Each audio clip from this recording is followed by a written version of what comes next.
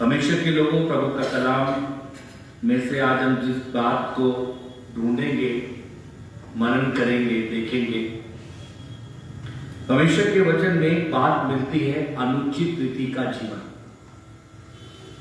मेरे अजीजों, मेरे मित्रों, कोई व्यक्ति पढ़ा लिखा हो, ज्ञानी हो, अनपढ़ हो,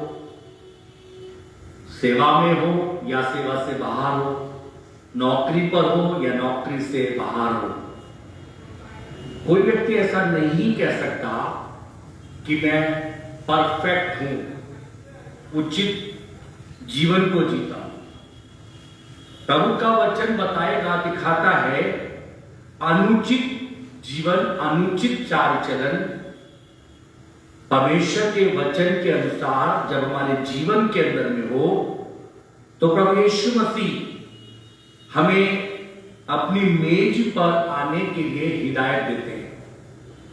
यदि अनुचित जीवन हमारे जीवन में है, तो हम प्रभु की मेज पर आने से पहले वचन के द्वारा अपने आप को जांचें।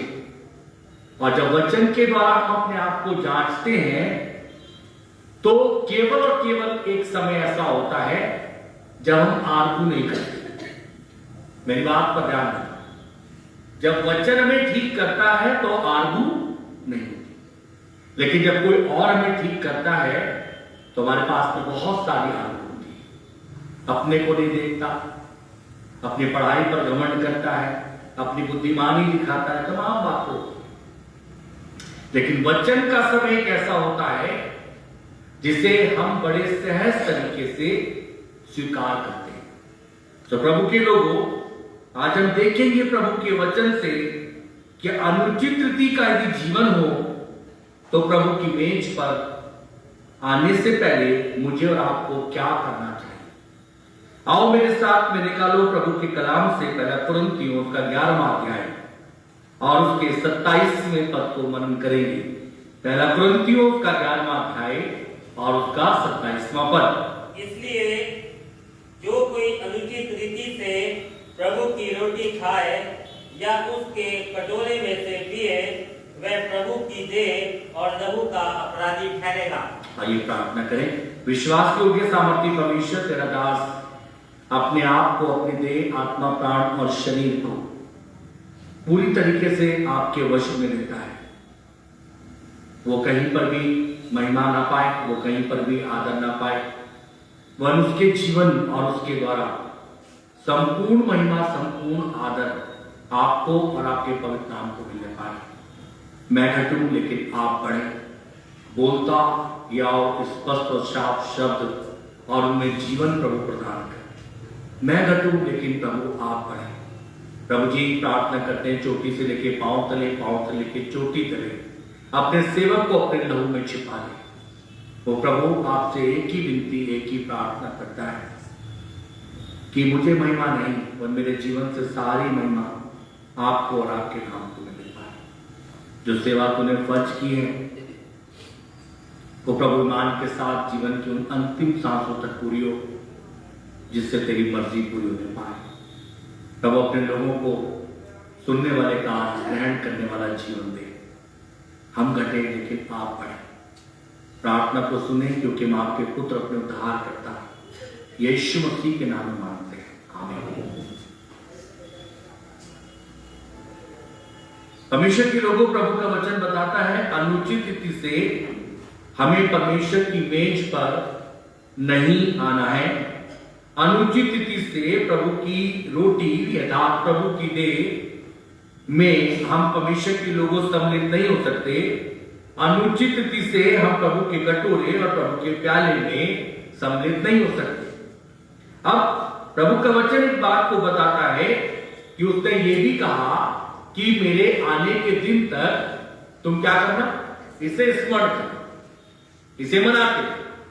लेकिन आज मेरे अजीजों, मेरे मित्रों, प्रभु का वचन एक बात को कहता है 27वें पद में, इससे जो कोई भी व्यक्ति, वो प्रभु का दास भी हो सकता है, वो बड़ा बिशप भी हो सकता है, वो एक छोटा कलीसिया का व्यक्ति भी हो सकता है। जो कोई व्यक्ति, इसे हम यहां पे ऐसे करके देखें, जो कोई, यानी कि जो कोई व्यक्ति अनुचित रीति से प्रभु की रोटी खाए या मेरे जीदो उसके कटोरे में से पिए, वो प्रभु की देह और लहू का अपराधी ठहरेगा। मेरे जीदो मेरे मित्रों, अनुचित क्या है जो प्रभु मुझे और आपको आज दिखाना चाहते हैं? अनुचित ऐसा क्या है जिससे प्रभु कह रहे हैं कि अनुचित बात को रख करके, अनुचित जीवन को रख करके तू मेरी मेज पर न खा।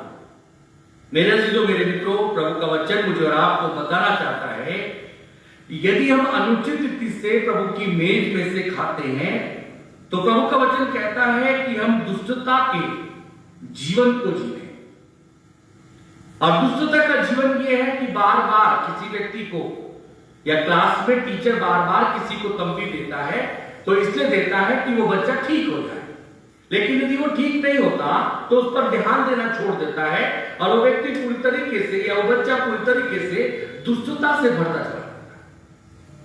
और दुष्टता का जीवन इतना प्रभावशाली होता है, जैसे दुष्ट आत्मा एक व्यक्ति को पकड़ लेती है ना और अपनी मर्जी में चलाती है, ऐसी दुष्ट जीवन फिर उसका नहीं होता, उससे क्या करता है? वो चलाता है। प्रभु का वचन मुझे और आपको बताना चाहता है, मेरे जीजो मेरे मित्रों, प्रभु की मेज पवित्र है। ध्यान रखें, प्रभु की मेज पवित्र है। इस पवित्र मेज पर अनुचित काम, अनुचित चाल चलन, अनुचित व्यवहार, अनुचित बातों को रख करके प्रभु की मेज पे नहीं आ सकते। और प्रभु का वचन एक बात ये भी बताता है, ये प्रभु की मेज है।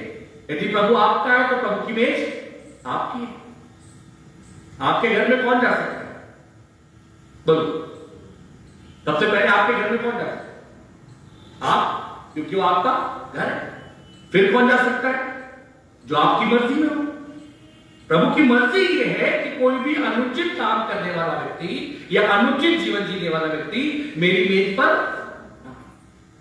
मेरा जीजो मेरे मित्रों, बाइबल मुझे और आपको बताना चाहती है ये प्रभु की मेज है, किसी व्यक्ति की मेज नहीं है, किसी अधिकारी की मेज नहीं है, किसी राजा की मेज नहीं है, किसी ऐसे संसार के महान व्यक्ति की मेज नहीं है। ये उसकी मेज है जिसने अपने लहू को मेरे और आपके लिए एक एक बूंद को कैलवरी की क्रूस पर बहाया, जिसने अपनी देह को मेरे और आपके लिए क्या करा है? छलनी करा। ये उसकी मेज है, उसका एक ऑनर है। उसका ऑनर ये है, मेरे जीजो मेरे मित्रों, निकालो मेरे साथ में लूका रचित सुसमाचार 22वां अध्याय और 7 पद से आगे पढ़ना शुरू करो। लूका रचित सुसमाचार उसका 22वां अध्याय 7 पद से 12 पद तक पढ़ो। तब एक खमीरी रोटी के पर्व का दिन आया। देखो, पहली चीज बात बाइबल करती है, आ खमीरी। अनुचित क्या है? बोलो, खमीर का होना जीवन के अंदर में क्या है? अनुचित है। बाइबल क्या कह रही है? आ खमीरी रोटी का पर्व। आपका जीवन आप खमीरा होना चाहिए। आपके जीवन को पत्नी नहीं देखती, बाहर से देखती है। आपके जीवन को पति नहीं देखता, बाहर से देखता है। लेकिन अंदर से कौन देखता है? केवल और केवल वो जिसकी मेज पर आप आओगे। वो क्या है? आपका जीवन आप खमीरी होना चाहिए। आगे देखो, जिसमें फसह का मेमना बलि करना आवश्यक था जी। यीशु ने पतरस और यूहन्ना को यह कहकर भेजा, जाकर हमारे खाने के लिए फसह तैयार करो। उन्होंने उससे पूछा, तू कहाँ चाहता है कि हम इसे तैयार करें? उसने उनसे कहा, देखो, नगर में प्रवेश करते ही एक मनुष्य जल का घड़ा उठाए हुए तुम्हें मिलेगा। जिस घर में वह जाए तुम उसके पीछे चले जाना और उस घर के स्वामी से कहना, गुरु तुझसे कहता है कि वह पहुंचादा कहाँ है जिसमें मैं अपने चेलों के साथ फसह खाऊं। वह तुम्हें एक सजी सजाई बड़ी अटारी दिखा देगा, वही तैयारी करना। बस भाई, परमेश्वर के कलाम में लिखा हुआ है, यहाँ पे 11वें पद में कहता है, वो अपने चेलों से एक बात को कह रहा था कि पहुंचादा दिखा देगा। मेरे जीजो मेरे मित्रों, प्रभु के वचन में 11वें पद में लिखा है, उसके घर के स्वामी से कहना कि गुरु तुझसे कहता है कि वह पहुंचादा कहाँ है। प्रभु कह रहा है, मेरी एक इच्छा है कि मेरे आने के दिन तक तू मेरी यादगारी में से क्या करना? करते रहना। लेकिन प्रभु ये भी कह रहा है, मेरे जीजो मेरे मित्रों, वो पहुंचादा मैं और आप हैं, जिसके लिए प्रभु कह रहा है, मेरे आने के दिन तक तुम क्या करना? इसे बनाते रहना। और वो पहुंचाला परमेश्वर के कलाम में लिखता है, 11वें पद में कह रहा है, कहता है कि वे तुम्हें पहुंचाला को दिखा देगा। प्रभु बहुत सारे जीवनों को तैयार करता है, बहुत सारे लोगों को तैयार करता है, और बहुत सारे मेरे मित्र आप भी हो। लेकिन आपने यदि प्रभु की आवाज को सुना और सुनने के बाद में यदि आपने तैयारी नहीं की, तो मेरे मित्रों, प्रभु का वचन आपको इस समय पर की बात करे तो आपको मानना चाहिए। हाँ प्रभु, मेज आपकी पवित्र है, मेज आपकी है, मेरा अधिकार कुछ नहीं है। लेकिन मेरे मित्रों, प्रभु वहां पर एक बात तो कह रहे हैं, वो पहुंचाला कहां है वो तुम्हें दिखा देगा। प्रभु आज आपके पास में खड़े हैं और आपसे कह रहे हैं कि तू मेरी पहुंचाला है, कि तू तैयार है, क्या तू मेरी मेज पर आ सकता है, क्या तू मेरी मेज में से खाएगा पिएगा? उसके लिए क्या करना है? आगे देखो क्या लिखा है। उन्होंने जाकर जैसा उसने उनसे 12 पद, वह तुम्हें एक सजी सजाई बड़ी अटारी दिखा देगा, वहीं तैयारी करना। क्या करना है? अनुचित जीवन को छोड़ने के लिए क्या करना पड़ेगा? तैयारी करना। अनुचित चाल चलन को छोड़ने के लिए क्या करना पड़ेगा? तैयारी। मेरे मित्रों, हमने इतना आसान प्रभु की मेज को जान लिया कि हम बड़े आसानी से प्रभु जैसे किसी ने विवाह में बुलाया, जैसे उसके खाने में तो मेरे मित्रों जाकर के ना लेते हुए सो एक बार तो व्यक्ति सोचता है, संकोच करता है। लेकिन यहां प्रभु की मेज बड़े, इसलिए कलीसिया टूट रही है, घर टूट रहे हैं, लोग प्रभु के घर में अपनी मर्जी लगा रहे हैं, कलाम को सुनते हैं लेकिन आदर नहीं करते, संस्थाएं खराब हो रही हैं। कहां विचार करो, कहां थे हम, कहां खड़े? आज दूसरों की तरफ ताक रहे, और अन्य जातियों को देखो, वो हमारे खुदा की ओर ताक रहा है। हम कहां ताक रहे? दूसरों की ओर देख रहे, दूसरी कंट्रियों की ओर देख रहे। हमारा प्रभु क्या कमजोर है? पता है क्यों नहीं कर पाए, क्यों नहीं बढ़ पाए? तो हमने अपने जीवन में से क्या चीज को नहीं निकाला? अनुचित काम को। जिसे मौका मिल गया उसने क्या करा? बादशाह बन गया। कभी नहीं सोचा प्रभु का काम बिगाड़। मैं आपको प्रभु का दास होने के नाते बताना चाहता हूं, 26-27 साल सेवा करते होंगे, मैंने कभी नहीं सोचा। जिस दिन लगा ना प्रभु मेरा आपसे मेरा काम बिगड़ रहा, उस दिन मैं अलग हटूंगा। अनुचित जीवन नहीं चलेगा, हम अनुचित को लेकर के चले। आज आप देखो कलीसिया कहां रखा है। जब मैं पिछले फ्राइडे के दिन में बैठा था, मैं सोच रहा था प्रभु बड़े बड़ी दावे करते हैं, गिनती में कितने दिखाई, इन्हें तेरी आवश्यकता नहीं है। जब हमारे पास संकट आता है ना, मुसीबतें आती है, तकलीफ आती है, तब हम यीशु मसीह को ढूंढते हैं। मैं आपको वचन से दिखाऊंगा जिस समय मिला तो, कि हमारे जीवनों के हाल में, हमारे घरों के हाल में, हमारी बीमारियां का दर्द और जो है ना वो क्यों करके है। आज प्रभु का वचन बताता है अनुचित निकलना पड़ेगा, जब तक नहीं निकलेगा ना नहीं होगा। अय्यूब यदि अपनी पत्नी को ठीक करना चाहता ना, तो मेरा से तो कभी ठीक नहीं कर पाता। उसने पता क्या करा? उसने उसके हाल पे छोड़ दिया, और पता क्या कहा? एक मूढ़ स्त्री की सी तू बातें कर। लेकिन क्या है? अपने आप को अनुचित नहीं होने दिया। कैसा रहा? उचित रहा। ये बड़े बड़े फोड़े हैं, कोई बात नहीं, ये दुख है, कोई बात नहीं, लोग गाली दे रहे हैं, कोई बात नहीं, मेरे पास कुछ नहीं, कोई बात नहीं, मेरा भविष्य कैसा होगा, कोई बात नहीं। इन सब की चिंता किसके पास में? जिसकी सेवा में करता। लेकिन पता है अय्यूब अनुचित नहीं हुआ, क्या रहा? उचित रहा। हम तो देखते, पता क्या, हमारे से कोई बड़ा व्यक्ति पढ़ा लिखा मिल गया, हम उसकी चीज किसे छोड़ देते बड़े आराम से? प्रभु। एक नौकरी प्रभु ने दी, एक संस्था में पता चला वहां पे वैकेंसी ज्यादा अच्छी है, 1000 रुपए मिल रहे, वहां चलते बड़े आराम से। नहीं पूछा प्रभु से, प्रभु तेरी मर्जी थी या नहीं थी? और पता वो 1000 कभी कामयाब नहीं, कभी कामयाब। क्योंकि हम क्या कर रहे हैं? उचित नहीं, अनुचित चाल चल रहा है। तब वो हमें एक चीज देता है, आशीषित देता है, और उसमें क्या चाहता है? हम बने रहे। आपने कोई व्यक्ति ऐसा देखा जिसने नौकरी सरकारी मिल गई, उसने ज्वाइन कर दिया और प्राइवेट करने लगा, मिला? हाँ, सरकारी को भी छोड़ करके तब जाता है जब उससे रुचि मिलती। और यीशु मसीह को कितने आराम से छोड़ देता है। ये हमारा है। और हम आना किसकी मेज पर चाहते हैं? प्रभु की मेज। विडंबना है परमेश्वर के लोगों, इस सेवक की बहुत विडंबना है। हम प्रभु की मेज का वास्तविक आदर नहीं करेंगे ना, हमारे घर बंधन नहीं होंगे। आज हालात यही है, दिखाई देते हैं, हम छिपाते हैं, लेकिन यीशु का लहू तो मुझे और मेरे गुनाह को एक बार छिपाने के बाद में फिर कभी खोलता नहीं। हम छिपाते हैं, बच्चों की छिपाते हैं, पत्नी की छिपा रहे, पति की छिपा रहे, तमाम बात। मैं आपको एक बात को बताता हूं, उसके बाद वचन में आगे बढ़ूंगा। एक परमेश्वर का सेवक नहीं रुकी, उसकी कार का एक्सीडेंट हुआ, देहरादून में हुआ, तो पता नहीं किसने उसको भेज, वो मेरे पास में आ गया। मैंने उसे तुरंत फोन करके पूछा, मैंने भाई आपको कैसे कैसे हो गया? अरे बोला कुछ भी नहीं हुआ, ठीक ठाक है। अरे बोले आपकी तो मेरे पास हुआ। हम सेवा कर रहे हैं, अनुचित है, छिपा रहे, क्या करना चाहिए? हाँ भाई ऐसा हो गया, प्रार्थना करो। प्रभु कह रहा तुम अपने जीवन से अनुचित कब तक चलोगे? मेरे पर छोड़ो, क्योंकि मैंने तुमको बनाया। परमेश्वर के लोगों, प्रभु का कलाम मुझे और आपको बताना चाहता है।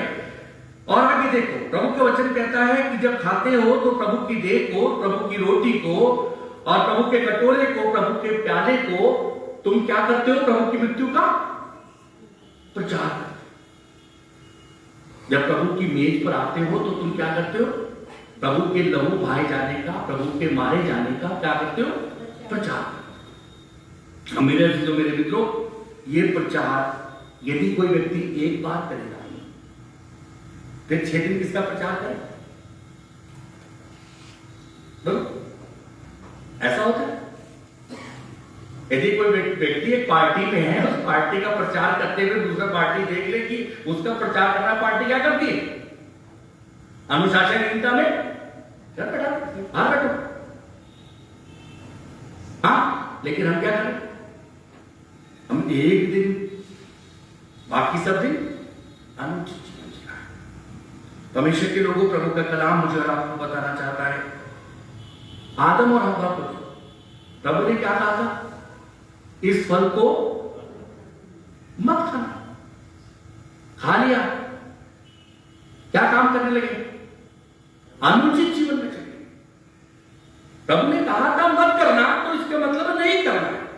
इसके आगे प्रभु आर्गू नहीं चाहते, हम आर्गू करते। टीचर पता है, जो बहुत अच्छा टीचर होता है, बहुत समझदार टीचर होता है, वो कभी बच्चों को पनिश नहीं करता, लेकिन जो आर्गू करता है उस पर से ध्यान हटा देता है। 35 को पढ़ाएगा, करता रहता है। परमेश्वर के कलाम मुझे और आपको बताना चाहता है, आदम और हव्वा से प्रभु प्रेम करता है, आदम और हव्वा से प्रभु मिलना चाहता है, उनको संगति देता है। लेकिन मेरे मित्रों, एक दिन उनके जीवन के अंदर में बात आ गई, जो प्रभु ने मना करा है उसे यदि करोगे तो अनुचित है। और वो अनुचित काम किसने कर लिया? आदम और हव्वा ने कर लिया। और आदम और हव्वा ने जब कर लिया, मेरे मित्रों, अनुचित जहां हुआ वहां परमेश्वर की प्रेजेंस चली जाती है। आपके जीवन के अंदर में परमेश्वर की प्रेजेंस जब जाती है, आपको एहसास होता है, हाँ प्रभु आपकी उपस्थिति मेरे पास से चली गई। होता है। यदि होता है तो वो मेरे लिए तो वो जीवन है। यदि नहीं होता ना, तो आप 6 दिन 7वां दिन नहीं, 1 साल मान लीजिए। फर्क पता कितना आ गया क्रिश्चियनिटी के अंदर में, क्रिश्चियन परिवारों के अंदर में, कि आज के दिन में उनके घर में शाम के समय में बढ़िया क्या हुआ? शाम बहुत बढ़िया आज का दिन, क्योंकि क्या है? आज संडे है, कुछ नहीं। परमेश्वर के लोगों, प्रभु का वचन मुझे और आपको बताना चाहता है। पढ़ो मेरे साथ में यूहन्ना रचित सुसमाचार 8वां अध्याय उसका 7वां। कुछ बातों को देख करके जल्दी समाप्त करते हैं। यूहन्ना रचित सुसमाचार 8वां अध्याय उसका 7वां।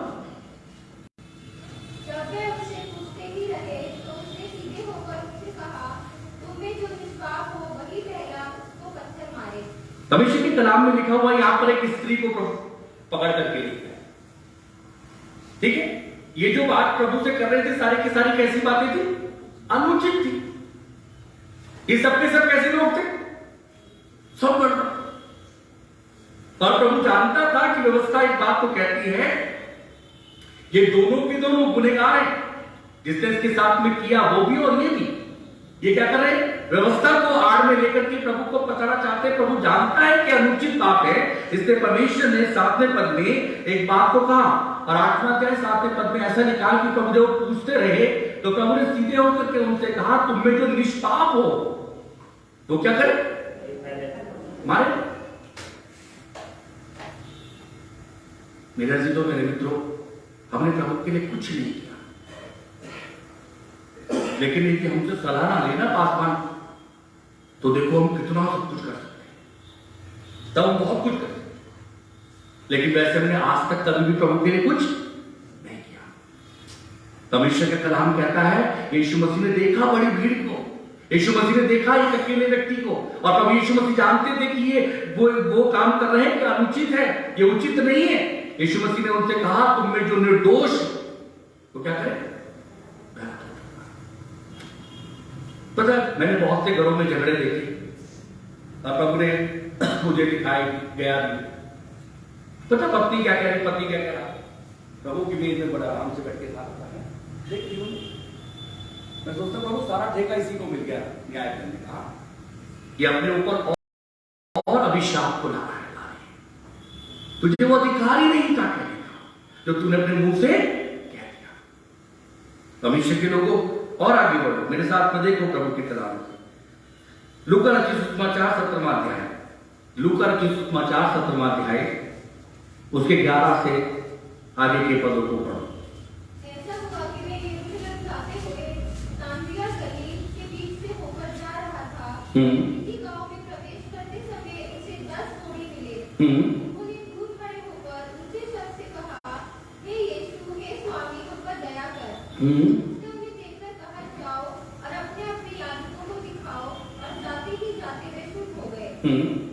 उनमें से एक ये देखकर कि मैं चंगा हो गया हूँ, उसे शब्द से परमेश्वर की बड़ाई करते हुआ लौटा और यीशु के पांव पर नीचे बल गिरकर उसका धन्यवाद करने लगा, और वह सामरी था। इस पर यीशु ने कहा, क्या 10 शून्य न हुए तो फिर वे 9 कहाँ हैं? परमेश्वर के कलाम में लिखा हुआ है, ये अनुचित था। कितने वापस आने चाहिए? 10 के 10। ये अनुचित था कि सबने चंगाई को देखा, लेकिन कितने आए? एक आया। आपने 6 दिन तक जो जीवन दिया, और जब आपको कलीसिया या आराधना में जाने का मौका मिला, आपने क्या एक एक बात के लिए प्रभु को धन्यवाद दिया? एक एक बात के लिए प्रभु के लिए बने? प्रभु क्या कह रहा है? वो 9 कहां है? वो 9 अनुचित जीवन जीने के लिए चले गए हैं। तू ही एक बचकर के उचित जीवन में आया है मसीह के पास में, क्योंकि तूने चंगाई मुझसे पाई थी, मेरे चरणों में आके गिरा है, तूने मुझे ही दंडवत करा है, तुझे ही प्रणाम करा है, तूने मुझे ही स्वीकार करा है। बाकी वो 9 कहां है? एक अनुचित जीवन चले गए 9 जीने के। प्रभु के लोगों, प्रभु का कलाम बताना चाहता है मेरे साथ में, और देखो उत्पत्ति की पुस्तक 31वां अध्याय और उसके 35वें पद को पढ़ो। उत्पत्ति की पुस्तक 31वां अध्याय उसका 35वां। राहेल ने अपने पति से कहा, हे मेरे प्रभु, इससे अप्रसन्न ना हो कि मैं तेरे सामने नहीं उठी, क्योंकि मैं मासिक धर्म से हूँ। अतः उससे ढूंढने पर भी वह देवता उसको न मिले। खुदा के कलाम में लिखा है राहेल कैसा जीवन जी रही है? अनुचित जीवन। हमने बहुत सारी चीजों को अभी तक अपने से क्या नहीं करा? अलग नहीं किया। और कहां आके? प्रभु की पवित्र में। और प्रभु कह रहे हैं तुम्हारे आने से मेरी मेज अशुद्ध हो, अनुचित बातों को, अनुचित जीवन को निकालो। राहेल को क्या करना चाहिए था? उचित जीवन ये था कि वो अपने पति से यदि छिपा के रही थी तो अपने बाप से कहती, मैं तेरे घर से इन चीजों को ले आई। जैसे उड़ाऊ पुत्र, मैं ऐसे योग्य नहीं। ये राहेल का होना चाहिए था। लेकिन राहेल के पास वो जीवन नहीं है, वो अनुचित जीवन जी रही है मेरे अजीजों मेरे मित्रों, जिसके कारण उसे झूठ बोलना पड़ा। वो जीवन परमेश्वर का कलाम बताता है कि उसके पति को जब पता चला होगा वो उसकी दृष्टि में भी गिर सकती है, लेकिन परमेश्वर के कलाम में लिखा है हम बाज नहीं आते। अनुचित जीवन को जीने, अनुचित चाल चलन को जीने में लगे पड़े। और प्रभु का कलाम मुझे और आपको बताना चाहता है, एक और स्थान से देखो, लूका रचित सुसमाचार 18वां अध्याय उसका 39वां पद।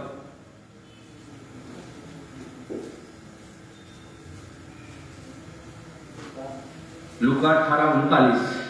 जो आगे आगे जा रहे थे वे उसे डांटने लगे कि चुप रहे, परंतु वे और भी चिल्लाने लगा। और देखो, जब आप अनुचित जीवन को त्यागोगे, अनुचित जीवन को अपने आप से अलग करोगे, तो आपको लोग ऐसे मिलेंगे जो आपको क्या करेंगे, डांट करके ऊंची आवाज से आपको क्या करेंगे, शांत करेंगे। लेकिन आप उनसे घबराना मत, और क्या करना, और चिल्लाना जोर जोर से, ताकि ये आवाज यीशु तक पहुंच जाए और आपका संबंध के साथ में इस जीवन को जीने के बाद में जाने का जो है वो परमेश्वर के साथ में है। और वो परमेश्वर एक बात को कह रहा है, वो और जोर जोर से ऊंची आवाज से चिल्लाने लगा, लोग उसे डांट रहे थे, चुप करा रहे थे। आपको भी मिलेंगे आपके साथ में अनुचित जीवन, आपके साथ में जो जी रहा हो, आपका दोस्त हो, आपका घर का व्यक्ति हो, यदि आपके जीवन के अंदर वो बदलाव दिखेगा ना, आपका उसका बैलेंस कभी नहीं बनेगा। चाहे आपकी पत्नी हो, आपका पति हो, आपका बच्चा हो, आपका परिवार का अपने माता पिता हो, यदि आपका जीवन मसीह का जीवन है ना, तो उनके साथ आपका बैलेंस कभी नहीं बनेगा, क्योंकि वो जीवन को जी रहे हैं जो अनुचित है, और आप वो जीवन जी रहे हो जो मसीह आपसे कहता है जी। और मेरे अजीजों मेरे मित्रों, कलाम में लिखा है वो डांट रहे थे, उसे डांटने लगे। 39वें पद में लिखा है, और वो कह रहा था जोर जोर से, फिर भी हे दाऊद की संतान मुझ पर, हमें प्रभु आपकी दया चाहिए, तो मुझे आपकी भेंट में आना, प्रभु मुझे आपकी दया, आप मुझे आपकी दया। और खुदा के कलाम में मिलता है, जक्कई के जीवन को देखो परमेश्वर के लोगों, लूका रचित सुसमाचार 19वां अध्याय 7 और 8 पद को देखो। यह देखकर सब लोग कुड़कुड़ा, और जब आप ये सब काम करोगे तो लोग आपको, लोग देख करके क्या करेंगे, कुड़कुड़ाने लगेंगे। आप उनकी चिंता मत करना, क्योंकि आपको अपना रिश्ता किससे रखना है, किसके लिए जी रहे हो, कौन लेने के लिए आएगा, न्याय कौन करेगा, इस संसार का न्याय आपका न्याय है, आपका न्याय आपके मसीह के हाथ में। और कलाम में लिखा है, पढ़ो भाई, वो कुड़कुड़ाने लगे, हाँ, मैं तो एक पापी मनुष्य के यहाँ जा उतरा है। और कहने लगे, देखो तो एक पापी व्यक्ति के यहाँ जा उतरा है। आगे भाई, जक्कई ने खड़े होकर प्रभु से कहा, हे प्रभु देख, मैं अपनी आधी संपत्ति कंगालों को देता हूँ, और यदि किसी का कुछ भी अन्याय करके ले लिया है तो उसे चौगुना फेर देता हूँ। अब यहाँ पे बात देखो, जक्कई का जीवन मेरे अजीजों मेरे मित्रों, इससे पहले जब तक मसीह से नहीं मिला, अनुचित जीवन है। वो लोगों को परेशान करता है, लोगों से कलेक्ट करता है, लोग उससे घबराते, लोग उससे डरते, उसने अपना एक रौब बना रखा है। लेकिन जब मसीह उसके जीवन के अंदर में आ गया, अनुचित जीवन, अनुचित बातें चली गई, अब वो क्या कहने लगा, परमेश्वर ने उसने नहीं कहा, पवित्र आत्मा ने उससे कराया, और वो क्या कह रहा है, मैं अपनी आधी संपत्ति कहां दे रहा हूं, उचित जीवन आ गया। कैसे आया, जब मसीह ने हाथ आपके ऊपर, हो सकता है बहुत ही लोगों का, हो सकता है आपके घर पे बहुत सारे लोगों का। क्या आज आप अपने पास से एक सवाल पूछें आपके जीवन से, क्या आपके ऊपर में आपके मसीह का हाथ है, क्या आपके घर पे आपके मसीह का हाथ है? यदि आपके ऊपर आपके मसीह का हाथ नहीं है, बहुत सारे लोगों का हाथ है, ये हाथ हट जाएंगे, ये कट सकते हैं, ये कमजोर पड़ सकते हैं, लेकिन मसीह का एक हाथ मेरे जीवन के लिए बहुत आनंद के साथ में बहुत fruitful है, मेरे घर के लिए बहुत आशीष है। मेरे तो मेरे मित्रों, उसका हाथ तब रहता है जब मेरे जीवन में, मेरे घर में अनुचित बात, अनुचित काम ना। परमेश्वर का कलाम मुझे और आपको बताना चाहता है, प्रभु के लोगों, और परमेश्वर के कलाम में लिखा है, वो कहता है मैं आधी संपत्ति कंगालों को दे देता हूं, और जिनका अन्याय से भी कुछ ले लिया हो वो भी क्या करता हूं, यह है उचित जीवन। परमेश्वर के लोगों, प्रभु का कलाम मुझे और आपको बताना चाहता है, हमारे व्यवहार में रोज, हमारे कामों में रोज, हमारे बोलचाल में रोज, हमारे स्वभाव में रोज बहुत कुछ अनुचित है।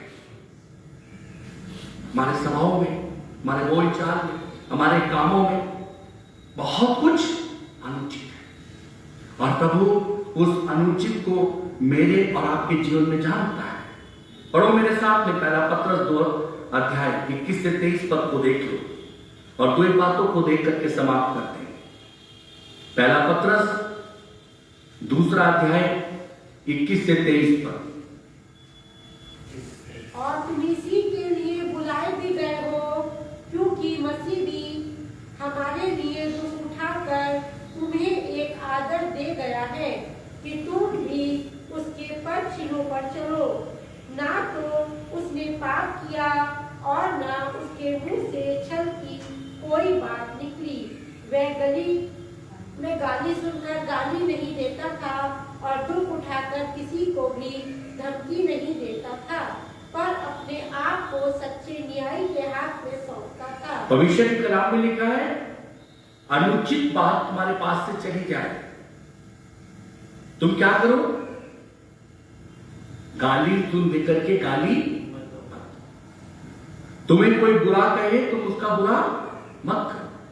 तुम्हारे पास में कोई बुरी बात कर बताई जाए उसे छोड़ दो। अनुचित जीवन को परमेश्वर कह रहा है मेरे और आपके जीवन से जाना चाहिए। मेरे अजीजों, मेरे मित्रों, प्रभु यीशु मसीह अपने पिता के बीच में, पिता के मर्जी से जब इस पृथ्वी पर आया, उसने कोई अनुचित जीवन नहीं जिया। वो अपने पिता की मर्जी को पूरा करके उचित जीवन को जी रहा था, लेकिन वो फिर भी सताया गया। इसीलिए कलाम में लिखा हुआ है, मैं और आप इस सताओ को सताओ समझते हैं। समझ रहे मेरी बात को? बाइबल से आप देखो तो सताओ दूसरा है, ये सताओ नहीं। बिल्डिंग पर अटैक कर देना, किसी की मार पिटाई कर देना, इसे हम क्या कहते हैं? ये सताओ। ये सताओ नहीं। सताओ जानते हो क्या? सताओ मसीह का वो कैसा था? निर्दोष था। हम तो कोई कैसे प्रभु का काम कर रहे हैं, लेकिन फिर भी अनुचित जीवन जीते, अनुचित काम कर रहे हैं, फिर पिटाई होगी तो कौन सी बड़ी बात होगी? परमेश्वर की कलाम में लिखा है, वो तो निर्दोष था, उसके अंदर में कोई दाग नहीं था, लोगों ने उसके कपड़े उतारे। यह है सताओ। उसके घंटे पड़े, उसने सहा, क्योंकि वो सब कुछ किसके लिए कर रहा था? बोलो जल्दी। हाँ, हमारे लिए नहीं, अपने पिता की मर्जी को पूरा कर रहा था। यदि हम सच्चे सेवक हैं तो किसके लिए पूरा करें? प्रभु के लिए। कहां भागते? और फिर पता क्या बताते? बड़ा सताओ आ रहा भाई। हाँ? सताओ जहां पे आता है, प्रभु का दास होने के नाते आपको एक बात बताता हूं, वहां पे रिवाइवल आता है। बाइबल बताती है सताओ के बाद क्या आता है। मैं अपने विषय से हटा हूं, ये याद रखना, मैं फिर विषय पे आ रहा हूं। सताओ जहां पर आता है वहां पे क्या आता है? एक बड़ा रिवाइवल आता है।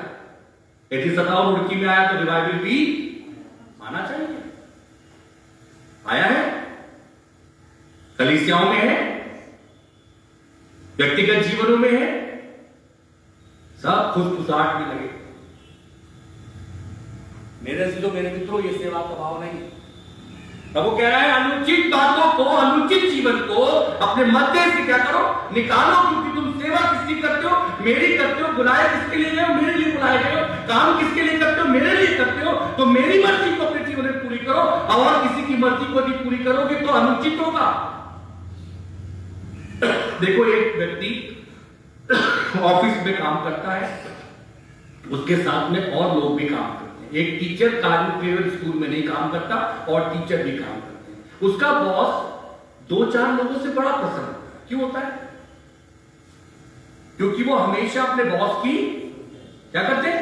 सुनते। आप छुट्टी नहीं लोगे, सर ठीक है। आप ये काम करोगे, सर ठीक है। बॉस क्या है? यीशु मसीह कह रहा है अनुचित बात को अपने जीवन से निकाल दो। हम कह रहे होंगे कैसे निकल जाए, इसलिए यीशु मसीह हमसे प्रसन्न। हमारी मर्जी, हम वचन को खूब सुनने के बाद भी अनुचित बातों को रख करके प्रभु की मेज पर आए, उसका भी परिणाम देखेंगे। लेकिन बाइबल एक बात को बताना चाहती है, तेरे जीवन के अंदर में, तेरे मध्य में कोई भी अनुचित बात ना हो। आओ मेरे साथ में देखो, प्रभु ने मुझे जो बताया मैं उसको आपके बीच में रखना चाहता हूं। कलाम बताना चाहता है योना के जीवन पर चलेंगे, और योना के जीवन पे कुछ बातों को देख करके समाप्त करेंगे। योना की पुस्तक 1 अध्याय 1 से 6 पद को जल्दी से पढ़ो। योना की पुस्तक उसका 1 अध्याय 1 से 6 पद, जी पढ़ेंगे। यहोवा का यह वचन अमीते के पुत्र योना के पास पहुंचा। उठकर उस बड़े नगर निनवे को जा और उसके विरुद्ध प्रचार कर, क्योंकि उसकी बुराई मेरी दृष्टि में बढ़ गई है। परंतु योना यहोवा के सम्मुख से तर्शीश को भाग जाने के लिए उठा और याफा नगर को जाकर तर्शीश जाने वाला एक जहाज पाया और भाड़ा देकर उस पर चढ़ गया कि उनके साथ यहोवा के सम्मुख से तर्शीश को चला जाए। तब यहोवा ने समुद्र में एक प्रचंड आंधी चलाई और समुद्र में बड़ी आंधी उठी, यहाँ तक कि जहाज टूटने पर था। तब मल्लाह लोग डर कर अपने अपने देवता की दुहाई देने लगे और जहाज में जो व्यापार की सामग्री थी उसे समुद्र में फेंकने लगे कि जहाज हल्का हो जाए। परंतु योना जहाज के निचले भाग में उतरकर सो गया था और गहरी नींद में पड़ा हुआ था। तब माझी उसके निकट आकर कहने लगा, तू भारी नींद में पड़ा हुआ क्या करता है? उठ, अपने देवता की दुहाई दे। संभव है कि ईश्वर हमारी चिंता करे और हमारा नाश न हो। अब एक बात देखो, योना के जीवन में अनुचित क्या था? बोलो, प्रभु क्या कह रहे थे? कहां जाओ? नींद में। योना क्या कर रहा है? तर्शीश को जा रहा है। क्या जीवन है? अनुचित जीवन। प्रभु की आवाज को ना सुनना। कई बार हम अपने स्वार्थ के लिए ऐसा करते हैं, ठीक है। अब दूसरी चीज, अनुचित जीवन जब जीना योना ने शुरू करा तो सबसे पहला प्रभाव कहां पे पड़ा? ध्यान देना मेरी बात पर। प्रभु ने किसके भेजा था नीनवे में? बोलो, क्या करना? प्रचार करने के लिए भेजा था। प्रभाव कहां पड़ा अनुचित जीवन का? कहां पर पड़ा? प्रचार पे। आपके जीवन जो अनुचित है वो आज तक किसका प्रचार नहीं कर पा रहा है? प्रभु का। ये अनुचित जीवन के कारण योना का अनुचित जीवन मेरे मित्रों प्रचार को क्या कर रहा है? बाध्य कर रहा है। दूसरी बात, जब प्रचार का जीवन चला जाएगा तो पता क्या आ जाएगा? मल्लाह लोग डरने लगे। आज हम प्रचारक हैं, हमारे घर में डर रहता है। सच्चाई बताओ आप, बड़े कुछ होते, मेरी पत्नी उपवास रखती, प्रार्थना करती, ये करती। थोड़ी देर बाद जब किचन में पहुंचती हो जरा सा ये कह दिया भाई ये कर लेना, तो रूप दिखाई देता क्या है? ये कौन सा उपवास और प्रार्थना? और पता बात नहीं क्या कहते, जब पादी साहब बैठे हुए तब तो ऐसी बात मत किया करो। किसे दिखा रहे? अनुचित जीवन। प्रभु कहता है मैं आज, कल और युगानुयुग एक साथ। हमें योना के कारण मेरे मित्रों प्रचार बाध्य हो गया, क्योंकि उसने अनुचित जीवन को जिया। आज आपको प्रभु चाह रहा है कि मेरी दासी है, गाना अच्छा गा सकती है, परमेश्वर के घर में गाए, ये बजा सकता है, करे, ये मेरी सुन सकता है, करे, ये मेरे सेवक के साथ जुड़कर के आगे जा सकते हैं, करे। लेकिन हमने प्रचार को क्या कर दिया? प्रचार के सूत्र को बाध्य कर दिया। अब नहीं होगा, रुक गया। और प्रभु का वचन दूसरी बात को क्या कह रहा है? जिसके कारण क्या आ गया? डर। मल्लाह लोग क्या हो गए? डर गए। हमारे बच्चे डर गए, पत्नी डर गई। मुझे एक पासवान मिला जो कन्वेंशन में रुड़की शहर में है, बोला मैं वहां पे कन्वेंशन लेने के लिए गया, वहां पर जाकर के देखा मैंने पासवान की पत्नी में से 3 बदरूम निकाली। मैं बोला है डरे? ये हमारे जीवनों का हाल है। और हम क्या करें? पड़ी पता कोई बातें करी थी, आपने क्या करा था? मैं उनसे एक बात पूछूं, मैं पूछते पूछते रहता हूं, भाई आपका उद्धार हो गया? हाँ, आपने मसीह को पहचान लिया तो उद्धार के नाम से दाएं बाएं झांकने लगते हैं। कितने साल सेवा करेंगे? हम यदि अनुचित जीवन आपका है तो प्रचार बाध्य हो रहा है मसीह का। आपको अनुचित जीवन को ठीक करना पड़ेगा। और आपके कारण जब अनुचित जीवन ठीक नहीं होगा, आपके घर में भय आएगा, आपके घर में डर आएगा। कभी ये डर मेरा जो रोजगार से होगा, कभी फाइनेंस से होगा, कभी बीमारी से होगा, कभी किचन के हालात को देख करके होगा, कभी पति पत्नी बैठ जाओगे तो डर होगा, कभी बच्चे को भेज मसीह कहता है वो उसके प्रचार बाध्य होगा तो डर वो क्या करने लगे, जाकर के योना के पास में गए तो योना कैसा था, अनुचित जीवन जब आ जाता है तो एक और चीज बात आपको बताऊं। योना क्या कर रहा था, गहरी नींद में जहाज के पिछले हिस्से में अनुचित जीवन नींद को ले आता है, सोता कुछ आत्मिक मृत्यु से मर जाना, स्पिरिचुअल डेथ। शारीरिक तो ठीक है, 10 बार कह दो बाजार चला जा 10 बार चला जाएगा, 10 बार कह दो ये कर लेगा। प्रभु के घर में आने से पहले पता कहता है घुटनों में पड़ा, आज समय नहीं था कपड़े दो। और वैसे प्रभु देखता है परमेश्वर के लोग। मैं प्रभु का सेवक होने के नाते आपको बताना चाहता हूं, स्वर्ग इतने आसानी से नहीं मिलता, अनुचित को हटाना पड़ेगा। और खुदा के कलाम में लिखा हुआ है, प्रभु का वचन कहता है तब वो तो अपने देवता की दुहाई दे रहे थे और योना साहब क्या कर रहे थे, अनुचित जीवन को देख करके सो रहे थे। दूसरे लोग तो पत्थर चिल्लाने लगे यीशु मसीह जिंदा है, यीशु मसीह ने मेरे जीवन में काम कर दिए, और हम तो क्या कर रहे हैं, प्रभु मेरे बच्चे की नौकरी, प्रभु मेरे घर का हाल, प्रभु मेरी छत टूट रही है, प्रभु व्हाइट वॉश का समय आ गया पैसे नहीं है, प्रभु क्रिसमस मनाना है धन कहां से आएगा, प्रभु देख बहुत अच्छा बनवा देगा प्रभु मेरा। ये हम प्रार्थना तो पता क्या कह रहे, नजात तो मेरी मिल गई प्रभु, अब तो मैं हमेशा आनंद है, और तेरी मर्जी होगी तो तू मुझे सब कुछ पूरा करेगा। वो अपने देवताओं की दुहाई दे रहे हैं, क्यों ना मेरे तो मेरे मित्रों। दूसरी बात वहां पर एक और, अब प्रभु ने क्या करा, अनुचित जीवन को जियोगे तो जिस जहाज में योना सवार होकर के जा रहा था उस पर प्रभु ने क्या करने दिया, प्रचंड आंधी और तूफान। हम चाहते हैं पादी साहब कि रोज संडे को प्रभु के घर में आए, पता नौकरी का समय ऐसा है, इस समय से प्रभु को मतलब नहीं है मेरे भैया, प्रभु को किस बात से मतलब है, प्रभु ये चाहता है कि तू चाहता है या नहीं चाहता। चाहता होता तो 6 दिन तक प्रभु से कहता प्रभु मैं तेरे आराधनालय को जाना चाहता हूं, प्रभु उपाय कर देता। हम तो पता क्या कहते हैं, यदि मैं 6ठे दिन ना 6 दिन तक काम ना मिले 7वें दिन मिल जाए, तब सबसे पहले दौड़ के 7वें दिन खा चले जाते, बोलो लेकर के आते बड़े खुश होते, अब पता डरे हुए भी होते कि आज कहानी गए थे। इसमें से प्रभु को देखो, देख नियत देखो, इसमें से किसी देंगे, प्रभु को देंगे, डरे हुए हैं ताकि ये क्या हो जाए, नहीं चलेगा, यह अनुचित जीवन नहीं चलेगा प्रभु के लोगों, प्रभु के राज्य में। प्रभु मेरे और आपसे बहुत प्रेम करता है, उसकी मार के एक एक कोड़े का हिसाब यदि आप पूछो ना तो मैं और आप अपनी जिंदगी भर में नहीं पूरा कर पाएंगे। बाइबल में लिखा है उसके कोड़े, लोग तो गलत इंटरप्रिटेशन करते हैं, 39 कोड़ों की जिक्र नहीं है, असहनीय कोड़े हैं जो मेरे मसीह ने मेरे लिए किया।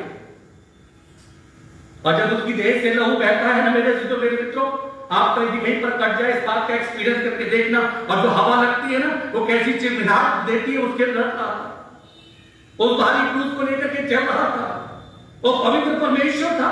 अब पवित्रता उसमें वास नहीं करती, इसीलिए कलाम में लिखा है जैसा मैं पवित्र हूं वैसे तुम भी पवित्र बनो। उसने दुख उठा करके अपने मसीह के लिए मेरे मित्रों आज्ञा को मानना सीखा। हम उठाए, परमेश्वर का कलाम मुझे और आपको बताना चाहता है, और यूना के जीवन में मेरे मित्रों अनुचित जीवन दिखाई देता है। आगे पढ़ो 11वें और 12वें पद को पढ़ लो, और एक पद देख करके समाप्त करते हैं। तब उन्होंने उससे पूछा, हम तेरे साथ क्या करें जिससे समुद्र शांत हो जाए। उस समय समुद्र की लहरें बढ़ती ही जाती थी। उसने उनसे कहा, मुझे उठाकर समुद्र में फेंक दो, तब समुद्र शांत पड़ जाएगा, क्योंकि मैं जानता हूँ कि ये भारी आंधी तुम्हारे ऊपर मेरे कारण आई है। मेरे दोस्तों ये कौन कह रहा है कि मुझे उठा के कहां फेंक दो? हाँ, कौन बोल रहा है? योना। जब अनुचित जीवन हम जीते हैं ना तो हम बोलते हैं, मेरी बात को ध्यान देना, जब हम अनुचित जीवन जीते हैं ना तो बुद्धि किसकी चलती है? हमारी चलती है। हम पता क्या कहते हैं? ऐसा कर लो, वहां चले जाओ, उससे मिल लो, उससे सलाह ले लो, लेकिन कभी प्रभु के पास नहीं आते। योना को क्या करना चाहिए था? उसी जहाज में सरेंडर कर देना चाहिए था। अनुचित जीवन को क्या करना था? त्याग देना चाहिए था। परमेश्वर वहां से बड़ी महिमा को दिखा, लेकिन योना क्या कर रहा है? मुझे उठा करके समुद्र में। बस योना की हमारी बुद्धि भी इतनी है, ठीक है, मेरा बच्चा ऐसे नहीं हुआ तो ऐसे कर लो, ऐसे नहीं हुआ तो ऐसा कर लो, हम अपना बड़ा भाग लगाते थे, कभी प्रार्थना में प्रभु के पास गए नहीं। और 2 दिन प्रार्थना कर ली ना तो पता क्या कहते हैं? अरे साहब हमने तो प्रार्थना करी थी। बाइबल में पढ़ के देखो, बाइबल में लिखा जब तक तुझे ना मिल जाए तब तक हन्ना क्या करती रही? मांगती रही। तो 2 दिन में उठ जाते, कहते बहुत दिन प्रार्थना कर ली। प्रभु कह रहा कर ली तो ठीक है, तेरी मर्जी, मेरी मर्जी तो अभी नहीं थी, आई नहीं। जब तक प्रभु की मर्जी नहीं आई तब तक क्या करना है? मांगना है। और भविष्य के लोगों ये अनुचित जीवन योना अपने जीवन के अंदर में जी के कह रहा है मुझे फेंक दो, लेकिन उसके आगे का नहीं पता कि परमेश्वर तेरे जीवन से इस अनुचित जीवन को निकालेगा और तुझे पश्चाताप की भूमि पर लाएगा और तू ही नींद को जाएगा। परमेश्वर के लोगों प्रभु का कलाम बताता है जब इसने अपने जीवन में ये बस इतना ही सोचा मुझे फेंक दो और मेरी क्या हो जाए, योना ने शायद इतना भी नहीं सोचा होगा जिस समुद्र में बड़ी बड़ी मछलियां होंगी जो मुझे खाई नहीं होती। हाँ, कह रहा मुझे उठा करके, आज मैं इसको मनन कर रहा था, मैं देख रहा था, तो इसे क्या कह रहा मुझे उठा करके समुद्र में फेंक दो। इसे डर नहीं लग रहा कि समुद्र, वैसे तो डर रहा, अब वैसे कह रहा उठा के फेंक दो। सोच रहा जैसे मैं समुद्र में जाऊंगा वैसे मेरा क्रैश हो जाएगा। प्रभु कह रहा ऐसा नहीं होता। अनुचित जीवन को जब तक तू त्याग नहीं देगा तब तक मैं तुझे अपनी बादशाह में इस्तेमाल खुदा के कलाम में अंतिम और आखिरी बात को देख करके प्रभु के लोगों समाप्त करते हैं। प्रभु का वचन एक बात को बताना चाहता है। लूका रचित सुसमाचार 15वां अध्याय 17 और 18 पद को पढ़ो।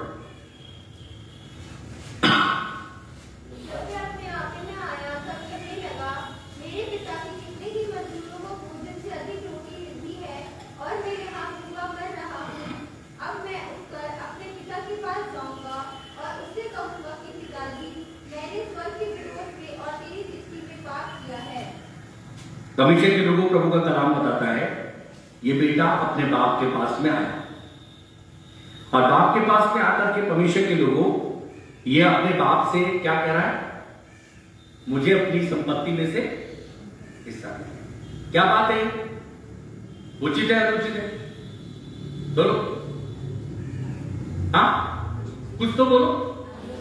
इतनी देर मैंने प्रचार कर लिया, कुछ तो बोलो। हाँ, ये उचित है अनुचित है?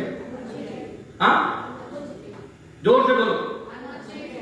अनुचित है, उचित नहीं है जो भी कह रहा। बात इसलिए अनुचित है, मेरी चीज को मुझे देने का अधिकार है कि मैं किसको दूं। ये गलत मांग रहा है। क्या कह रहा है? अपनी संपत्ति में से आधा भाग, और पिताजी का बुढ़ापा कहां जाएगा? पिताजी का इलाज कहां जाएगा?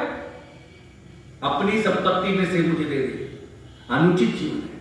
17वें और 18वें पद में ये उचित जीवन पर आया।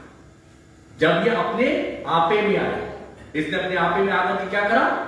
अपना इनकार करा, कन्फेस किया और क्या बोला? मैंने स्वर्ग की दृष्टि में और आपकी दृष्टि में क्या करा है?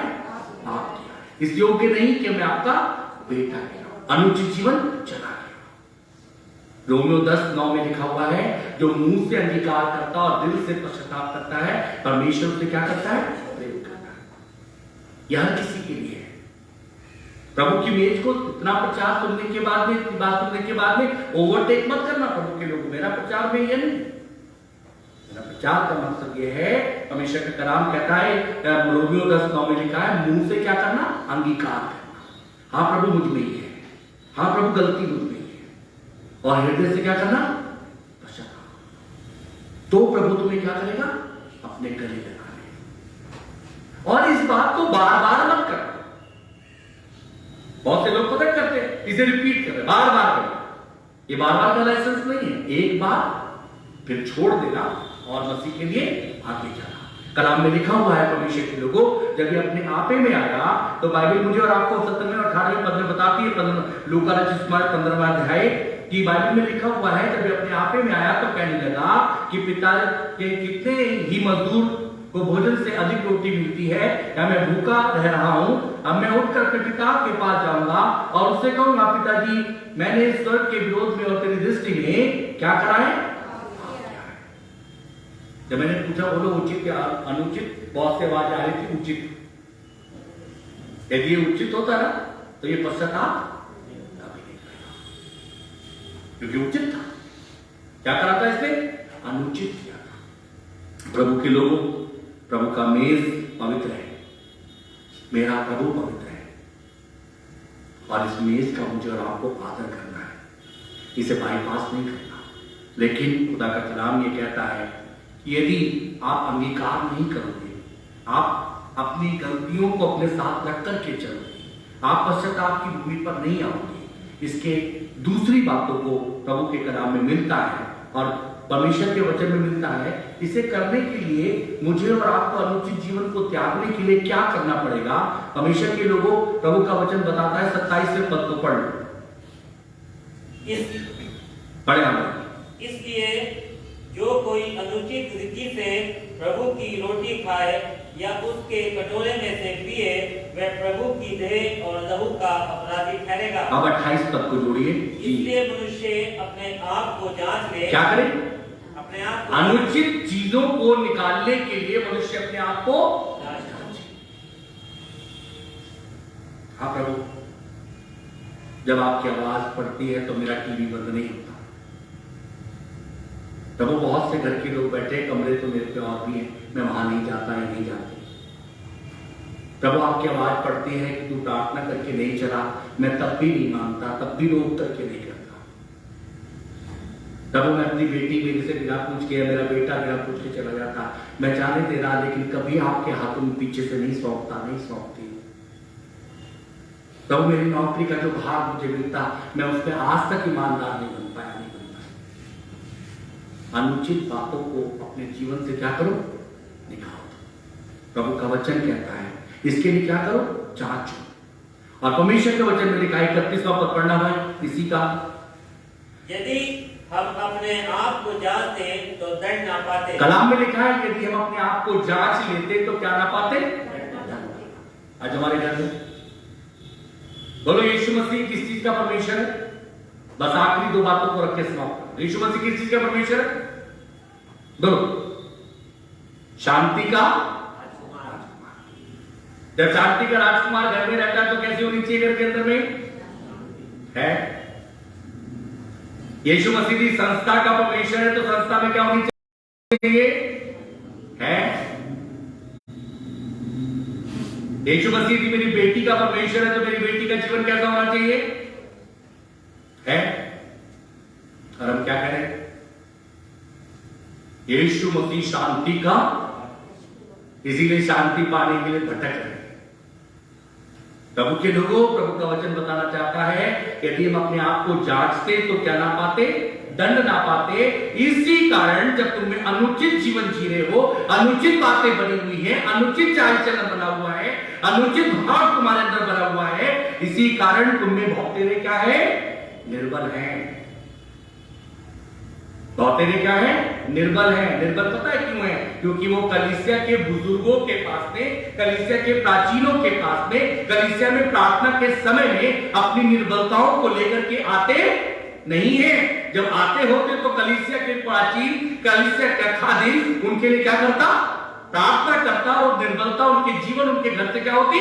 चली जाती। वो कहते हैं तो आवश्यकता ही नहीं, हम तो खुद प्रार्थना कर लेते हैं। आप तो एक बार उपवास रखते हो, तुम तो 6 बार रखते हो। यदि उत्तर नहीं, खुदा ने कहा मैंने अपने लोगों को अपॉइंट किया है इन कामों के लिए। यदि नहीं रखा होता तो बात है, मैंने रखा है। वो धनवान ने क्या कहा? एक बार मुझे भेज दे, यीशु मसीह ने क्या कहा? बोलो, वहां पर मेरे लोग हैं, वहां पर मेरा कलाम है, वो उनकी हम तो सुनते ही। इसलिए हमारे बच्चों का मन विचलित है, हमारा घर विचलित है, हमारा जीवन विचलित है, और मेरे अजीजों मेरे मित्रों, इसी कारण हम निर्बल है। और परमेश्वर के कलाम में लिखा है, पोट पता क्या करते हैं? जब हम निर्बल होते हैं तो यीशु की सामर्थ हम में ये पोट करके अपने को तसल्ली देते हैं। तो वहां पे अलग बात के लिए लिखा गया है। जब गिरते हैं ना, कहते हैं यीशु मसीह ने अपने कलाम में लिखा है, जब तुम निर्बल होते हो तो यीशु की सामर्थ तुम में रोज होती है, फिर भी गिरे। प्रभु का वचन मुझे और आपको बताना चाहता है, इसी कारण तुम में बहुत तेरे रोगी हैं। मैं आपको प्रभु का सेवक होने के नाते आपको एक बात को बताना चाहता हूं, आपके शरीर के अंदर में रोग नहीं होना चाहिए।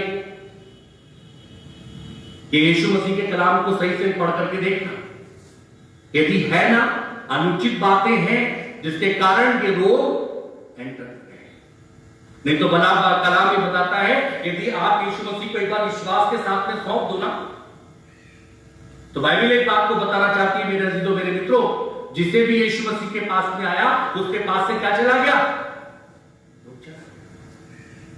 आपके पास में रोग हो सकता है, वो वहीं पड़ा रहे, डॉक्टर आपको दिखाए, लेकिन मेरे अजीजों मेरे मित्रों, उस पर अधिकार यीशु मसीह का नहीं हो गया है ना, वो आप पे प्रबल नहीं हो सकता, प्रभावशाली नहीं हो सकता। आपको अपनी महिमा अपने परमेश्वर की किसी और को नहीं देनी पड़ेगी, लेकिन हम देते हैं क्योंकि जानते हो क्यों? क्योंकि हम अनुचित जीवन जीते हैं। और खुदा का कलाम तीसरी बात को बताना चाहता है, प्रभु का। अच्छा एक बात को सोचो, अब मैं सवाल, आप कभी चाहते हो कि जो रोग मुझ में वो मेरे बच्चे को लगे? बोलो, चाहते हो? यीशु मसीह आपका पिता है, वो चाहेगा कि आपके शरीर में रोग लगे? बोलो, क्यों लग रहा? हम प्रभु की मर्जी में लगे, अनुचित चल रहे। त्याग की देखो, आज एक अनुचित बात को त्याग दो, देखो पूरे हफ्ते आप उसके कारण आशीषित होगे नहीं होगे, इतनी खुशी आपको मिलेगी, इतना आपके अंदर आनंद होगा, इतने प्रसन्न होगे, आपसे लोग मिले ना मिले आपके पास फर्क नहीं पड़ेगा, आपका चेहरा खिलता दिखाई देगा। हमेशा के लोगों, मुझे लोग मिलते कहते पैसा आपका चेहरा हमेशा खिलता रहता है, आपके पास में कोई परेशानी नहीं है? मतलब बहुत परेशानी है, तो परेशानी मुझे परेशानी नहीं लगती, मैं तो अपने यीशु से बोलता हूं। हमेशा के लोगों, प्रभु का कलाम मुझे आपको बताना चाहता है। दूसरी चीज और आखिरी बात को रख करके कहते हैं, परमेश्वर के कलाम में लिखा है, इसीलिए तुम में बहुत तेरे निर्बल, बहुत तेरे रोगी और बहुत से इस आत्मिक मृत्यु को मत। एक समय आएगा जब आराधनालय बंद होगा, एक समय आएगा जब वचन नहीं होगा। आज है आपके पास में समय, और ये आप इसका आदर नहीं कर रहे हो ना, ये आत्मिक मृत्यु है। ये शुरुआत हो गई है, आओ, आपको मिलेगा, आप पढ़ोगे, उन्नति करोगे। मैं ऐसी कलीसियाओं की में सेवा करके आया हूं कि जब एक घर के अंदर में परेशानी होती थी ना, उस पूरी कलीसिया के लोगों के आंसू थे, और वो परेशानी चली आती, और वो कभी बताने में छिपकते नहीं थे, परमेश्वर के खादिम से खुल करके बोलते। और मैंने पिछले दिनों में अपने इस चर्च में कई जीवन ऐसे देखे, कुछ तो सो गए, कुछ आज भी वो इस रुड़की को छोड़ के भी चले गए ना, तो वो फिर भी फोन कॉल पर बताते, भाई साहब ऐसी बात है, और आपके अलावा हम किससे कहें, आप हमारे पिता हो, आप हमारे लिए प्रार्थना करो। और उनके लिए फोन कॉल पर प्रार्थना करते, वो थोड़ी देर में बताते, मुझे उस चीज से आराम मिल गया। आप विचार करके देखो, आप पूरे हफ्ते में अपने खादिम से मिलते हो, इसलिए नहीं कह रहा कि मेरे को आपको लगे कि मेरा कुछ नहीं चल रहा। क्या आप अपने खादिम को फोन कॉल पर पूछते हो? तब वो देखता है, ये अनुचित चीजों को हमें निकालना पड़ेगा। आप अपने बच्चों से कितनी बार पूछते हो? अपने घर को कितनी ध्यान देते हो? प्रभु के घर का देते हो? हमेशा के लोगों, एक समय वो था, और आखिरी बात मैं करके समाप्त कर रहा हूं, एक समय वो था जब यहाँ के जवान, यहाँ के लोग मुझे मिलते, पता क्या कहते थे, बाकी साहब हमारे घर में भी ना, हमारे प्रभु के घर में भी वाद्य यंत्र विस्तार होने चाहिए। हमने प्रयास करा, आज प्रभु के प्रयास से सारे साथ हैं। आज पता परमेश्वर खादिम क्या प्रार्थना कर रहा है? प्रभु बजाने वाले को देखे, अनुचित जीवन जीवन, और अपने जी परमेश्वर के कलाम से पढ़ लेना। प्रभु के लोगों, पहला कुरिन्थियों 10 अध्याय 29 पद में लिखा है, ऐसा करने से तुम उसे रिस्क दिलाते हो। और रिस्क का मतलब जानते हो, उसके बाद में मसीह का क्रोध आता है, वो तुम्हें और तुम्हारे घराने को चैन से जीने नहीं देगा। आओ अपनी आंखों को बंद करो, स्वरों को झुकाओ। जीवित विश्वासियों के सामर्थ्य परमेश्वर, जो बातें तूने अपने कलाम से अपने सेवक को दी, उसने परमेश्वर पिता तेरे डर और भय में और अपने जीवन को उनके साथ में जांचते हुए प्रभु रखी है। तुझसे विनती करता है, तो हम में से प्रत्येक से बहुत मोहब्बत करता है, लेकिन तू अनुचित चीज को, अनुचित बात को, अनुचित कामों को नहीं पसंद करता। वो चाहता है हमारी हैकलों से निकले और हमें पवित्र साफ सुथरा जैसा तुझे पसंद आता है वो जीवन जिए। अनुग्रह कर प्रभु, दया कर कि तेरा वचन मेरे जीवन में, हमारे जीवन में 60, 70 वरन 100 गुना बनता है। हम घटे, आप बढ़े।